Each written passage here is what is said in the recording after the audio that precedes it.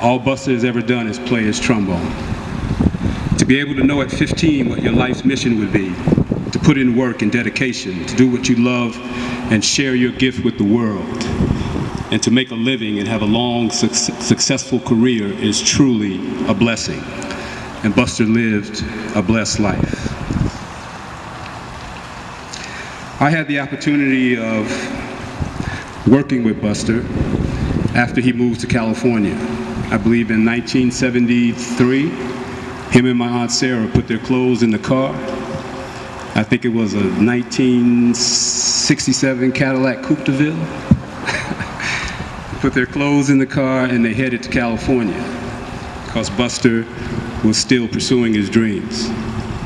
I too know what that feels like because in 1986, with $800 in my pocket and my clothes, I also hit the road and moved to California to pursue my dreams of concert promotion and producing. While I was at the University of South Florida, I formed an organization that was specifically designed to bring entertainment on campus.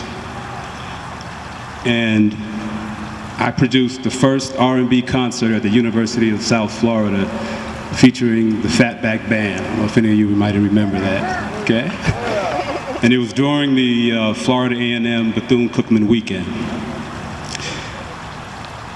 That was my love, producing and promoting concerts ever since the first concert I saw when I was probably 13 or 14 at the Bayfront Center with Isaac Hayes. When I moved to LA, I was able to hang out with Buster, and he was an incredible resource. What better resource to have than Buster Cooper, who had access to all the great musicians who were living in LA at the time. I had the opportunity to meet people like Joe Williams, Nancy Wilson, Sarah Vaughan, and countless others. While I was here a couple of years ago, Buster and I talked about working together again. While in California, I produced a series of concerts called the Legends of Jazz Concert Series. And Buster was a part of the original show, the inaugural show. And for the musicians in the audience, that inaugural show included Buster Cooper on trombone, Teddy Edwards on sax, Tootie Heath was on drums, Phil Upchurch was on guitar, and Phil Wright was on piano, and John B. Williams, who was with the Arsenio Hall show at the time, was on bass.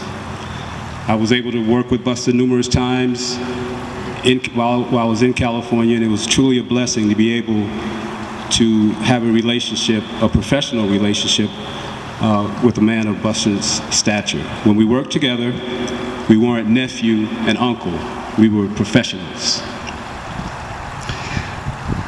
We talked about doing one last show this summer, but of course, it won't happen. So what I plan to do is establish the Steve and Buster Cooper Foundation, and each and every year on Buster Cooper Day, I'm going to produce a jazz show right here in St. Pete, okay, bringing the best jazz musicians in the business right here in St. Pete to honor Steve and Buster Cooper.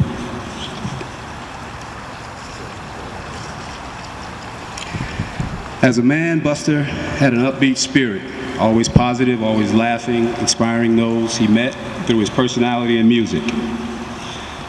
In all the time that I spent with him, and in all the times that I've dropped his name, I've never heard one person have anything bad to say about Buster.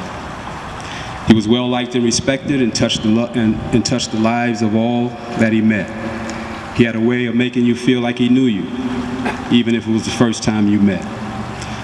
Buster was also an inspiration to younger musicians as well, always ready and willing to teach and share his knowledge and wisdom about being a professional, being dedicated to your craft, and believing in your ability.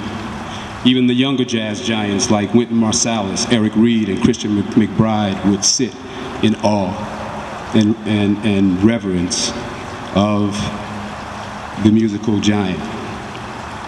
Buster had a great ride. Small town boy from St. Pete, saw a funny looking instrument in the window of a music store, and with it, he was able to carve out a remarkable career. He was able to contribute to the only true musical American art form, which is jazz, and share his gift with people around the world. He received numerous accolades, all while doing what he loved, which was playing that horn. That's all that Buster's ever done, is play that horn. Buster Cooper, last of the cool cats, an original jazz OG. Whenever we lose a loved one, it's hard on the family and those who have a personal relationship with the person who has passed. The world knows him as Buster Cooper, the iconic jazz musician, but to his family, he was a husband, an uncle, a brother, and we are all hurt by his loss. But we also know that through Buster's music and his personality, he has an extended family, and that's those of you who are here today and all his fans across the world. I know you are hurting too, because he made you feel like family.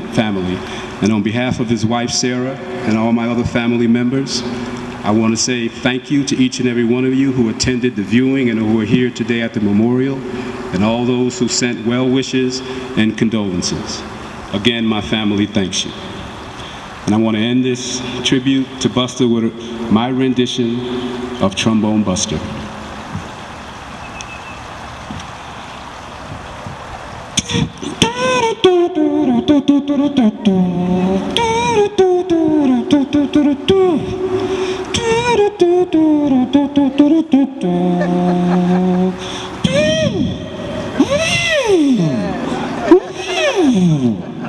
You dig? Rest in peace, Uncle Buster.